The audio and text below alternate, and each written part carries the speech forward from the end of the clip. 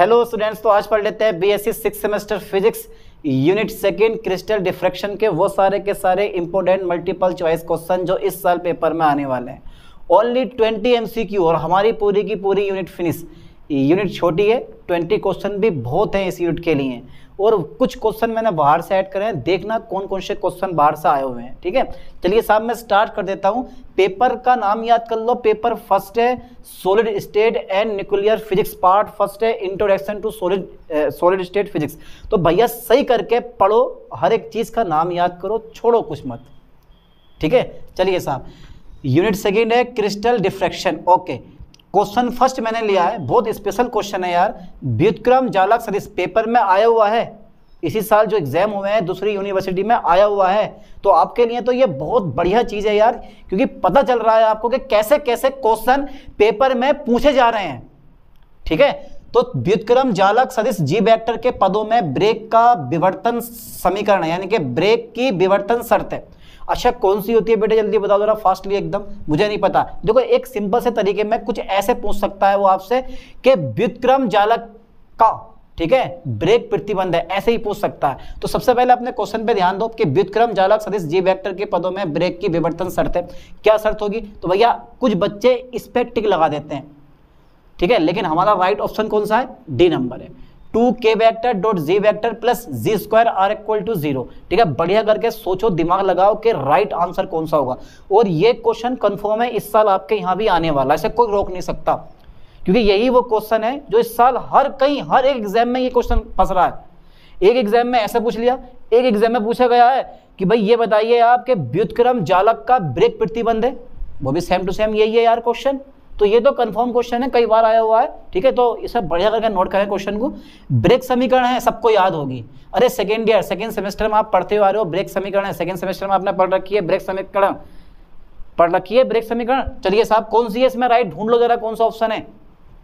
तो ब्रेक समीकरण है 2d sin theta are equal to N lambda, d sin theta are equal to m lambda, 2d cos theta are equal to n lambda, 2nd बराबर d sin theta. जिसने पढ़ रखी है उसके मन में तो सिर्फ एक ही विचार आ रहा होगा कि यार ब्रेक इक्वेशन में sin थीटा होता है, लेकिन दिमाग घुमाने वाले चारों ऑप्शन है, चार ऑप्शन होते हैं, चारों सही रखते हैं। आप कौन सही है वो आप खुद ढूंढो यार। तो हमारा राइट ऑप्शन जो है बेटा वो पहला नंबर है, ए नंबर, 2d sin थीटा बराबर n लैम्डा। हाँ, एक चीज मैं और बता दूं आपको, इसके बारे में आपको पता भी होना चाहिए कि यार यहाँ d क्या है, n क्या है, थीटा क्या है। तो d जो होता है वो दो लैटिस प्लेन के बीच की दूरी होती है, याद कर लियो। और n जो होता है वो परावर्तन की कोटि होती है, यानी कि order of reflection. And lambda जो होता है वो एक्स किरणों का तरंगदैर्घ्य होता है। यूज का होता है दो लैटिस प्लेन के बीच की दूरी ज्ञात करने के लिए हम इस ब्रेक समीकरण का यूज करते हैं। अरे बहुत जरूरी होता है, बहुत इंपॉर्टेंट होता है। किसी एटम की रेडियाई ज्ञात करने के लिए हम इस ब्रेक इक्वेशन का यूज करते हैं, पर तभी ज्ञात करेंगे जब तक हमें थीटा का मान ज्ञात ना हो। जब थीटा का मान ज्ञात हो जाएगा तो जाके हम दो लैटिस प्लेन के बीच की दूरी ज्ञात करेंगे। और थीटा का मान निकालने के लिए हमारे पास ये पाउडर मेथड है, ये वाला मेथड होता है। थीटा का मान निकालना है तो पाउडर मेथड है आपके पास, ठीक है, थीटा का मान निकालना हो तो पाउडर मेथड है आपके पास। बस पाउडर मेथड थीटा का मान निकालो और यहाँ लाकर रख दो और हमारा दो लैटिस प्लेन के बीच की दूरी फाइंड हो जाएगी। पढ़ो यार, थ्योरी पढ़ो, क्योंकि बिना थ्योरी के कुछ नहीं होने वाला है, ये मैं हर बार कहता हूँ आपसे। जितनी थ्योरी पढ़ोगे ना इतना मजा आएगा आपको पढ़ने में। चलिए साहब क्वेश्चन नंबर 3 है, ब्रेक का परावर्तन होता है। भैया ब्रेक का परिवर्तन कब होगा? सोचो, दिमाग लगाओ, टिक लगा लो, दिमाग से सोच लो। जब लैम्डा यानी कि जो एक्स किरणों की तरंगदैर्घ्य होती है ना, वो किससे छोटी हो बेटा? यानी कि 2d से कैसी हो? छोटी हो, बराबर हो, या तो छोटी हो या फिर बराबर हो। ठीक है, यानी कि लैम्डा का मान lambda is less than to equal 2d, या तो लैम्डा का मान 2d से छोटा हो या 2d के बराबर हो। तो हमारा राइट ऑप्शन कौन सा है? सी। बाकी पे दिमाग मत लगाओ। ठीक है, ब्रेक के नियम में परावर्तन होता है। अरे यार रिफ्लेक्शन की कोटि है, परावर्तन की कोटि है, तो सिंपल सी बात है, परावर्तन तो होता है, विवर्तन के साथ साथ वहां परावर्तन भी होता। तो मेरे दोस्त, परावर्तन जो बोला गया कि ब्रेक के नियम में परावर्तन होता, संपोषी होता, विनाशी होता, या फिर ए और बी दोनों होते हैं, या इनमें से कोई नहीं। अच्छा यार एक बात बताओ, आपने फिजिक्स पढ़ रखी है तो जरा मुझे बताओ संपोषी व्यतिकरण की परिभाषा क्या होगी? है भैया, अबे व्यतिकरण पढ़ रखा, 12th क्लास में पढ़ा होगा। अरे हर जगह व्यतिकरण का यूज होता है, बताओ जल्दी ना बता। अबे यार, जिन बिंदुओं पर परिणामी तीव्रता अधिकतम होती है उन बिंदुओं पर हुए व्यतिकरण को हम क्या बोलते हैं? संपोषी व्यतिकरण कहते हैं। जिन पे न्यूनतम होती है उस पे उनको हम विनाशी, वहाँ पे जो व्यतिकरण होता है उसको हम विनाशी व्यतिकरण कहते हैं। शर्त भी पता होनी चाहिए आपको, कालांतर की फॉर्म में शर्त आती है और तुम्हारे पास पथांतर की फॉर्म में शर्त आती है। अरे छोड़ो यार, चलो आगे बढ़ते हैं। तो संपोषी व्यतिकरण होता है, याद कर लो ठीक से, ब्रेक के नियम में परिवर्तन होता है, कौन सा? संपोषी। ठीक है, चलिए साहब आगे देखते हैं। एक्सरे विवर्तन विधि फोटोग्राफिक प्लेट पर वृत्ताकार रिंग देती है। वृत्ताकार रिंग तो खैर यार वृत्ताकार रिंग देती है, वृत्ताकार की जगह ना बेलनाकार रिंग मिलनी चाहिए थी हमें, क्योंकि बेलनाकार के रूप में मिलता है। पाउडर मेथड इसका राइट ऑप्शन, पाउडर मेथड पे आप टिक लगाओ। हाँ बेटा, इसकी एक क्वालिटी है, ध्यान देना। अगर तुमसे पूछे कि भाई पाउडर मेथड किस लिए यूज होता है, तो ये तो ऑप्शन मेरे पास राइट है, पाउडर मेथड। तो पाउडर मेथड में एक्स किरणों का यूज होता है, और वो भी कौन सी वाली? मोनोक्रोमेटिक। और कैसे यूज होती है? किसी क्रिस्टल की स्ट्रक्चर ज्ञात करने में, किसी क्रिस्टल की स्ट्रक्चर ज्ञात करने में हम पाउडर मेथड का यूज करते हैं। थीटा का मान निकालने में हम पाउडर मेथड का यूज करते हैं। ठीक है, समझ लो। मोनोक्रोमेटिक, मोनोक्रोमेटिक मतलब एक वर्णी एक्स किरणें यहाँ पे यूज होती हैं। लाइन पे ध्यान देना आप ठीक से। चलिए साहब, चूर्ण विधि में प्रयुक्त विकिरण है, तो सिंपल सी बात है यार, चूर्ण विधि हो या पाउडर विधि हो, दोनों चीजें सेम ही तो है, कहाँ डिफरेंट है अलग अलग? तो यार चूर्ण विधि में प्रयुक्त विकिरण है, सतत होगा, एक वर्णी होगा, आंशिक सतत व आंशिक एक वर्णी, इनमें से कोई नहीं। मैंने बोल दिया पहले ही, मैंने बोल दिया, जिसने पाउडर मेथड पढ़ा उसके लिए बिल्कुल इजी क्वेश्चन है ये वाला। मैंने अभी थोड़ी देर पहले बोला, मैंने बोला कि एक वर्णी यानी कि मोनोक्रोमेटिक एक्सरे का यूज होता है, तो उन्होंने क्वेश्चन ही पूछ लिया चूर्ण विधि में प्रयुक्त विकिरण है सतत या एक वर्णी, तो राइट ऑप्शन मेरे पास कौन सा था? मोनोक्रोमेटिक, यानी कि एक वर्णी इज अ राइट ऑप्शन है इसका। ठीक है, ज्यादा पढ़ाऊंगा नहीं, मैं सिर्फ ऑप्शन बता रहा हूँ आपको, और पढ़ाऊंगा तो भैया टॉपिक बहुत लंबा हो जाएगा यार। ठीक है, लेकिन हाँ जरूर नेक्स्ट ईयर अगर ऑब्जेक्टिव बाई पेपर ना हुए तो थ्योरी पढ़ाऊंगा मैं फिजिक्स की, फर्स्ट सेमेस्टर से लास्ट 6 सेमेस्टर तक। ठीक है, चलिए साहब आगे देखते हैं। क्रिस्टल संरचना ज्ञात करने में प्रयोग करते हैं, तो ये भी 2 रुपए से इजी, 2 रुपए के इजी से भी इजी क्वेश्चन है। जल्दी बताओ, क्या के बोला है कि क्रिस्टल संरचना ज्ञात करने में प्रयोग करते हैं एक्स किरणें, दृश्य प्रकाश, परावैंगनिक प्रकाश, अपवर्तक विकिरण। तो बेटा एक्स किरणें यूज करते हैं हम। अच्छा ये बताओ एक्स किरणें होती हैं कौन सी? विद्युत चुंबकीय विकिरण एक्स किरणें होती हैं। पेपर में एक बार क्वेश्चन पूछा गया था, लेकिन नेक्स्ट क्वेश्चन में मैंने यही आंसर लिया। पहले ये चेक करें आप कि क्रिस्टल संरचना ज्ञात करने में प्रयोग करते हैं एक्स किरणें। ठीक है, पता होना चाहिए, मोनोक्रोमेटिक एक्स किरणें यहाँ पे यूज करते हैं। व्युत्क्रम जालक के प्रत्येक सदिश की लंबाई होगी। बहुत बढ़िया क्वेश्चन है ये, क्वेश्चन आया हुआ भैया, ये क्वेश्चन आया हुआ है, टिक लगाओ बढ़िया करके। व्युत्क्रम जालक के प्रत्येक सदिश की लंबाई होगी। क्या आपको लग नहीं रहा कि यार ये एक इंपॉर्टेंट क्वेश्चन होगा? लग नहीं रहा है आपको? तो इस समय तो आप बीएससी 3rd ईयर में, खुद का इतना माइंड हो जाता है ना कि अगर किसी क्वेश्चन को आप एक बार देख लो तो खुद से ये एहसास हो जाता है कि यार ये इंपॉर्टेंट है, ये वाला इंपॉर्टेंट नहीं है, ये आ सकता है। बताओ मैं गलत कह रहा हूँ या सही कह रहा हूँ? खुद को इतना अंदाजा हो जाता है कि यार इसका ऑप्शन ये वाला होगा और ये क्वेश्चन मोस्टली इंपॉर्टेंट है, ये पढ़ के जाओ। और ये तरीका होना भी चाहिए। बहुत सारे क्वेश्चन हमसे भी नहीं आते हैं, लेकिन कुछ तो हम भी तुक्के बिठाते हैं एकदम राइट, लेकिन तुक्के राइट जाते हैं बिल्कुल। नॉलेज इतनी हो गई है पढ़ते पढ़ाते पढ़ाते, समझ के चलिए साहब आगे देखते हैं। व्युत्क्रम जालक के प्रत्येक सदिश की लंबाई हो गई है, कितनी होगी लंबाई भैया? ये वाली लंबाई होगी बे नंबर 1/DHKL। अब ये HKL क्या? मिलर सूचकांक जिसको बोलते हैं, मिलर इंडाइसिस। ठीक है, HKL से शो करता है मिलर इंडाइसिस को। तो बढ़िया करके जरा ध्यान देना बेटे, व्युत्क्रम जालक के प्रत्येक सदिश की लंबाई होगी। जिसने व्युत्क्रम जालक कंप्लीट पढ़ रखा है ना, उसके लिए तो ये सारे क्वेश्चन ईजी हैं, क्योंकि व्युत्क्रम जालक के बहुत सारे क्वेश्चन आपसे पूछे जाते हैं। ठीक है, तो व्युत्क्रम जालक के प्रत्येक सदिश की लंबाई होगी, कितनी होगी? 1/DHKL। ठीक है, चलिए साहब 8 क्वेश्चन हमारे हो गए। बढ़िया क्वेश्चन है, इंपोर्टेंट क्वेश्चन है, यहां तक का स्क्रीनशॉट ले ले। इसके बाद देखते हैं नेक्स्ट क्वेश्चन। चलिए साहब हो गया यहाँ तक। अब क्वेश्चन 8 हमारे पूरे हो गए और क्वेश्चन नंबर देख लेते हैं। बिल्कुल सिंपल बता दिया मैंने आपको, ये क्वेश्चन पढ़ा हुआ है भाई आपके। व्युत्क्रम जालक के लिए ब्रेक प्रतिबंधक k vector plus g vector upon 2 dot G vector are equal to 0। जैसे आप जी वेक्टर की मल्टीप्लाई करोगे तो k vector dot G vector plus G square are equal to 0 upon में 2 रहेगा, भाग वाला गुणा में आ जाएगा, तो ये बैठ जाएगा 2k vector dot G vector plus G square are equal to 0। ठीक है, तो सिंपल सी इक्वेशन में पीछे करवा दी है मैंने। तो इस क्वेश्चन का राइट ऑप्शन कौन सा है मेरे पास? k vector plus G vector upon 2 dot G vector. बाकी के बारे में सोचने विचारने का डिस्कस ही नहीं। अगर आपको ये लग रहा है तो इधर मेरे पास 2 नहीं है, गलत हो गया। ये लग रहा है गलत हो गया, ये गलत, बस ये वाला जो पहला ऑप्शन है ये वो राइट ऑप्शन है। तो भैया ये क्वेश्चन तो पक्का फंसने वाला पेपर में, चाहे कुछ भी हो जाए। चलिए साहब आगे देखता हूं मैं। लाउए विधि में प्रयुक्त एक्स किरणें होती हैं, कौन सी होती है? पाउडर मेथड में तो एक वर्णी प्रकाश किरणें यूज होती हैं, लेकिन आप अगर इस मेथड का यूज करोगे और इस मेथड द्वारा हम क्या करते हैं, किसी क्रिस्टल की सममिति की जांच की जाती है। यानी कि लावे विधि द्वारा क्रिस्टल की समिति की जांच की जाती है, जबकि पाउडर मेथड द्वारा क्रिस्टल की संरचना ज्ञात की जाती है। तो इन विधियों के बारे में पूछो यार, यानी कि पढ़ो से करके, ताकि जो है अधिक से अधिक नंबर ला सको और अधिक से अधिक ऑप्शन पे टिक लगा सको। ठीक है, तो ये विधि पूरी पूरी पढ़ लो, पाउडर मेथड पूरा पढ़ लो, ब्रेक इक्वेशन पूरी पढ़ लो, लाव विधि पूरी पढ़ लो, क्रिस्टलोग्राफी पूरी पढ़ लो, ताकि कोई क्वेश्चन हमसे छूटे नहीं बिल्कुल भी। चलिए साहब, तो लावे विधि में प्रयुक्त एक्स किरणें होती हैं, तो एक बढ़नी पाउडर मेथड में यूज होती हैं। तो यहाँ जो होता है राइट ऑप्शन मेरे पास कौन सा, सतत। तो सतत एक्सरे जो होती है यहाँ पर क्या होती है, यूज होती हैं, कौन से मेथड में, लावे मेथड में। ठीक है, चलिए साहब आगे देखते हैं। व्युत्क्रम जालक किसको व्यक्त करने का सही तरीका है, व्युत्क्रम जालक किसको व्यक्त करने का सही तरीका है। अच्छा, व्युत्क्रम जालक की परिभाषा बताऊं आपको क्या होती है, नहीं बता रहा हूं, आप खुद से पढ़ो बढ़िया करके। ठीक है, किताबें उठाओ अपनी, थ्योरी पढ़ो, ये तो ऑब्जेक्टिव क्वेश्चन में करवा रहा हूं, इतना ही काफी है। चलिए साहब, व्युत्क्रम जालक किसको व्यक्त करने का सही तरीका। अच्छा, कौन सा आंसर आपको राइट लग रहा है इसका, आप खुद से जरा सोचो एक बार कि सर मुझे ये वाला ऑप्शन जो है इसका राइट लग रहा है, बताओ जरा कौन सा राइट लग रहा है। जालक तलों को, अरे नहीं यार, एक्स किरण पुंज, आद्य जालक, इनमें से कोई नहीं। तो भैया जालक तलों को व्यक्त करने का सही तरीका है कौन सा, हमारा व्युत्क्रम जालक। ठीक है, चलिए साहब आगे देखते हैं। एवार्ड की रचना द्वारा किसके मध्य संबंध प्राप्त किया जाता है। तो भैया व्युत्क्रम जालक में तरंग सदिश, जालक सदिश, ए तथा बी दोनों, इनमें से कोई नहीं। तो एवार्ड की रचना अगर आपने नहीं पढ़ी है ना तो पढ़ लेना, इंपॉर्टेंट टॉपिक है। ठीक है, तो ये जो मेरे पास ऑप्शन है वो सी नंबर है। व्युत्क्रम जालक में सदिश, तरंग सदिश ज्ञात करने में भी किया जाता है और जालक सदिश में भी संबंध स्थापित करने में किया जाता है। तो ए और बी दोनों हो गए हमारे ऑप्शन। ठीक है, लगाओ टिक आप भी। चलो साहब आगे देख लेते हैं। एक्स किरणें होती हैं, अरे वाह यार बहुत बढ़िया क्वेश्चन है। एक्स किरणें धनायन होती हैं, ऋणायन होती हैं, न्यूट्रॉन होती हैं, प्रोटॉन होती हैं, इलेक्ट्रॉन होती हैं, क्या होती हैं, इनमें से कुछ नहीं होती हैं, वो केवल विद्युत चुंबकीय विकिरण होती हैं। ठीक है, यानी कि विद्युत चुंबकीय तरंगें होती हैं, विद्युत चुंबकीय तरंगों का एक भाग होता है। तो मेरे पास क्या है इसका राइट ऑप्शन, विद्युत चुंबकीय विकिरण।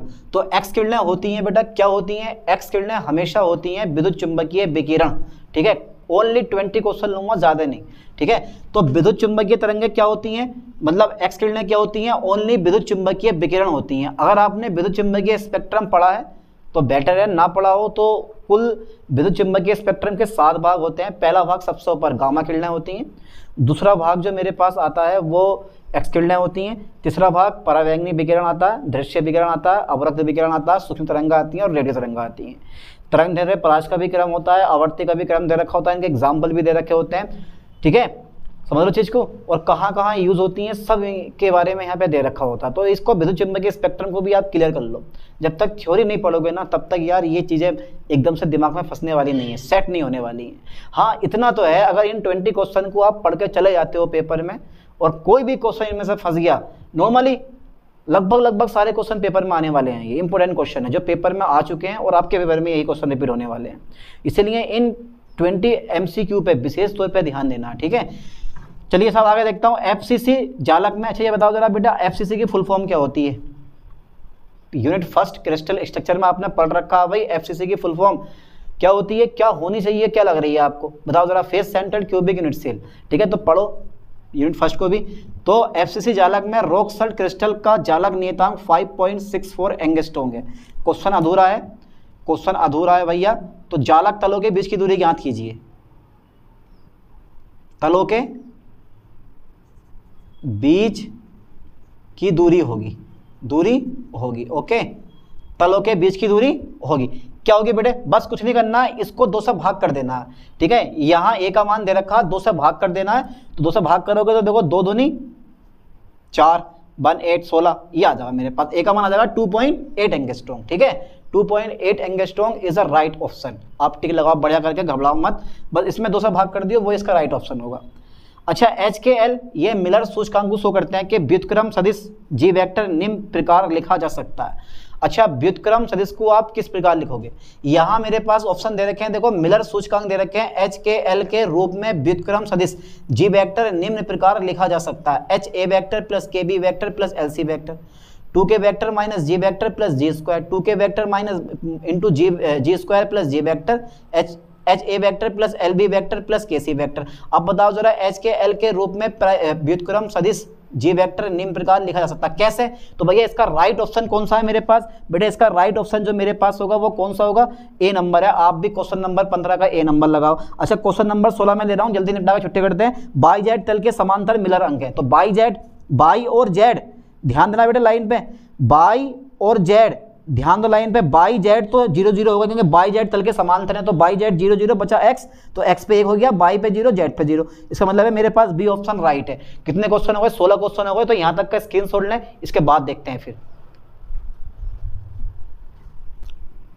चलिए 16 क्वेश्चन हो गए, 17वां क्वेश्चन और देख लेते हैं।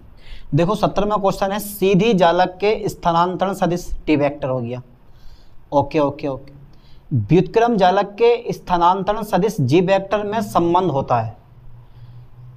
अच्छा एक बार दिमाग से सोचो कि सीधी जालक के स्थानांतरण सदिश टी वेक्टर हो गया और इसका अगर व्युत्क्रम होगा तथा व्युत्क्रम जालक के स्थानांतरण सदिश जी वेक्टर में संबंध होगा। क्या संबंध होगा?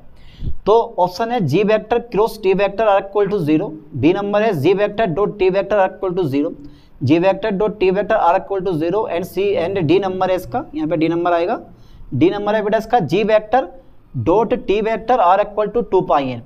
अच्छा इसमें से आपको कौन सा आंसर ठीक लग रहा है, यानी कि कौन सा ऑप्शन आपको आंसर लग रहा है? बताओ जल्दी फटाफट तेजी से सोचो, दिमाग लगाओ जरा से करके एक बार, कौन सा ऑप्शन आपको आंसर लग रहा है कि इसका राइट आंसर ये होना चाहिए?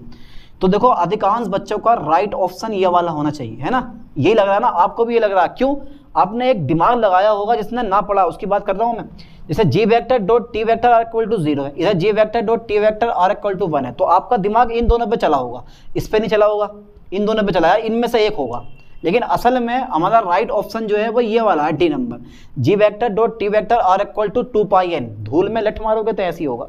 तो G vector dot T vector are equal to कितना? 2 पाई एन होता है। चलिए साहब क्वेश्चन नंबर 18 देख लेते हैं। एससीसी में प्रथम बिलोवा क्षेत्र का आयतन है, जल्दी बताओ। यानी कि सरल घनीय एकक कोष्टिका में या एससी में प्रथम बिलोवा क्षेत्र का आयतन है, बिलोवा क्षेत्र का आयतन है। क्या होगा आयतन बेटा? ए क्यू होगा 2 पाई, ए क्यू होगा 2 पाई अपॉन ए का होल क्यू होगा, डी नंबर ए अपॉन 2 पाई का होल क्यू होगा। मैंने ओनली 20 क्वेश्चन लिए, ध्यान देना। तो मेरे पास सी नंबर है, बढ़िया करके याद करो, समझो इस चीज को। 2 पाई अपॉन ए का होल क्यू होगा, तो एसएससी में प्रथम बिलोवा क्षेत्र का आयतन है 2 पाई अपॉन ए का होल क्यू। क्या ये याद हो जाएगा बेटा? देखना और समझना, करना, तीनों काम अलग अलग होते हैं। तीनों काम कैसे होते हैं? अलग अलग होते हैं। तो पहले देखो यार क्या चीज़ है, उसको समझो और फिर दिमाग में फंसा लो। कब तक? जब तक पेपर ना हो जाए तब तक दिमाग में फंसा लो, वरना भैया 2 से 3 दिन के अंदर अंदर व्यक्ति भूल जाता है। सिर्फ याद रहता है कि क्या करा था, कि ये टॉपिक हमने पढ़ा था, बस इतना याद रहता है।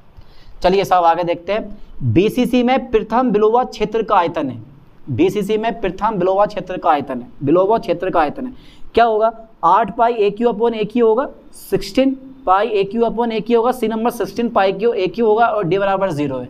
अब आपका ध्यान, कुछ बच्चों का ध्यान बता रहा हूँ, किस पे जाएगा ऑप्शन में? इस 0 पे जाएगा ऑप्शन में, गारंटी है, लिख के ले लो आप। अधिकांश बच्चों का आंसर इस 0 पे जाएगा कि यार ये टिक लगा हूँ। तो राइट ऑप्शन कौन सा हमारा? 16 pi Q upon A Q. ठीक है, चलिए साहब 19 क्वेश्चन होगा। क्वेश्चन नंबर 20 में देखते हैं। एफसीसी जालक में बिलोवा क्षेत्र होता है, एफसीसी जालक में बिलोवा क्षेत्र होता है। एक घन टाइप का होता है, या एक द्वादश फलक होता है, एक अष्टफलक होता है, या एक षष्ठफलक होता है। अच्छा एक बार दिमाग से सोच लो कि सर इसका right option A B C D में से ए नंबर या बी नंबर या सी नंबर या डी नंबर होना चाहिए।